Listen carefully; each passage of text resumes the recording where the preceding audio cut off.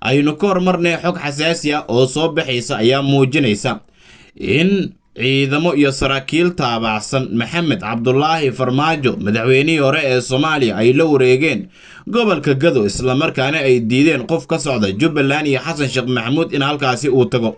gudoomiye ku-xigeenkii hore ee gobolka Gado Maxamed Xuseen Alqaadi oo warbaahinta la hadlay ayaa nasiib darro ku tilmaamay in gobolkaas weli ay ka jirto dhibaatadii maamul ee ay gelisay dowladii uu hogaaminayay madaxweyne Farmaajo.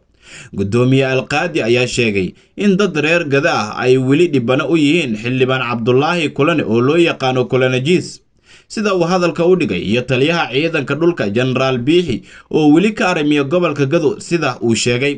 Alqaadi ayaa intaasi ku daray in labadaas nin ay hadda hor istaageen duulimaadyada gobolkaas. dad shacab ah oo rabay inay ka baxaan Muqdisho ayaa laga hor istaagay shalay, waana ka xunahay.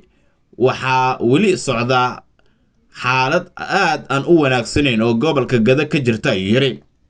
Alqaadi ayaa waxa uu tix raacayay diyaarad siday shacab oo talaadadii loo diiday inay ka degto garoomada ku yaala gobolka Gado gaar ahaan degmada Luuq sabab la xiriira inuu saarnaa gudoomiyihii degmada Luuq ee gobolka Gado ee maamulka Jubbaland garabkii taageersanaa maamulkaasi Axmed Madoobe uu hogaamiyo, kaasi oo lagu magacaabo Maxamed Cabdulaahi Gardhoob. wuxuuna Alqaadi ku eedeeyay Kulanajiis iyo Biixi in ay farsamadaas keeneen oo ay carqaladaas bilaabeen. Maxamed Gardhoob ayaa talaadadii markii ugu horeysay u safray gobolkaas kadib isbedelkii ka dhacay dalka, balse ragga hadda maamulo gobolkaas ayaa u diiday diyaaradii uu saarnaa in halkaas ay ka degto.